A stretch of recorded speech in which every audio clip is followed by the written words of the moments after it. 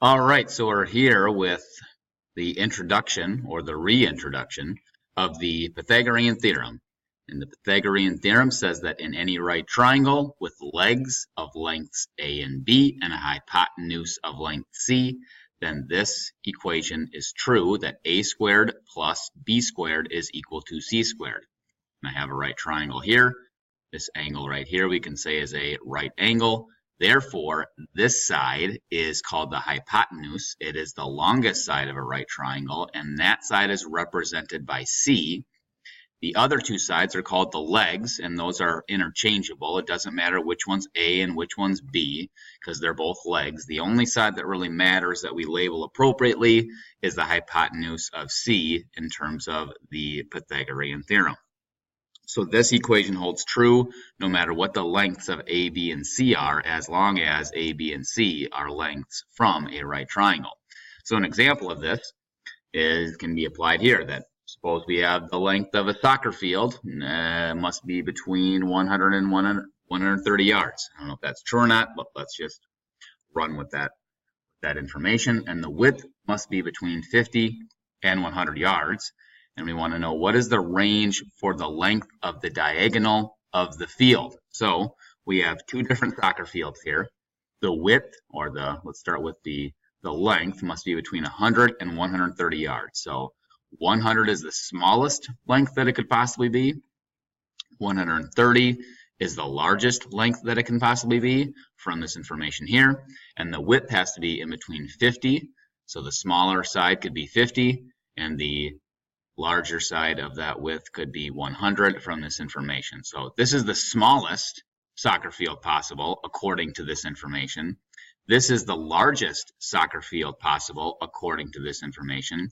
And this will help us find the range for the length of the diagonal, because this rectangle or this field will give us the smallest diagonal possible because it's the smallest rectangle possible. This field will give us the largest diagonal possible because this is the largest soccer field possible based on this information. So we want to find those diagonals. Those are the diagonals there. And what's happened here is we have formed right triangles because this is a rectangle. Therefore, right triangles are formed. So we can find this length here by using the Pythagorean theorem. The two sides that we have here are A and B. They're the two legs. This side right here is 100. This side here is 50. There's our right angle from our rectangle. Therefore, we're looking for C, or our hypotenuse of that right triangle. So we're going to plug these values into the Pythagorean theorem. I'm going to call A 50. I'm going to call B 100. I could easily switch those around because it doesn't matter, because addition is commutative. So we can swap them around if we want to. And that's going to be equal to whatever C squared is, or this length squared is. So we do some simplification. 50 squared is 2,500. 100 squared is 10,000. Add those together, and we get 12,500 is equal to C squared.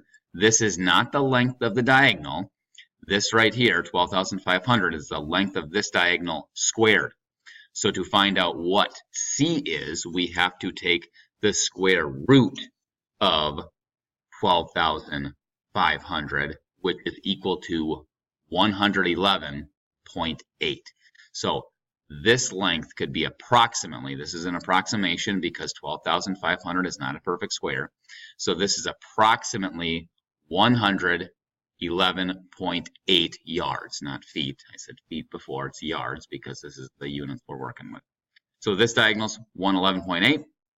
What's the largest diagonal? Same idea here. We have a right triangle. This is 130. This is 100. So we're going to use the Pythagorean theorem. We're looking for the hypotenuse here. So we're going to plug 100 and 130 into the Pythagorean theorem. I chose 100 to be A, 130 to be B. Easily interchange those. Carry out the exponents. 100 squared is 10,000. We did that before. And 130 squared is 16,900. That's equal to C squared. Add them together, and we get 26,900. Again, that's not the value of the diagonal here, or of the hypotenuse of the right triangle. That is the diagonal or the hypotenuse squared, so we have to take the square root. which is approximately 164. Therefore, the answer to the question, what is the range for the length of the diagonal of the field? The range is from 111.8, because that's the smallest diagonal possible, to 164, because that is the largest diagonal possible.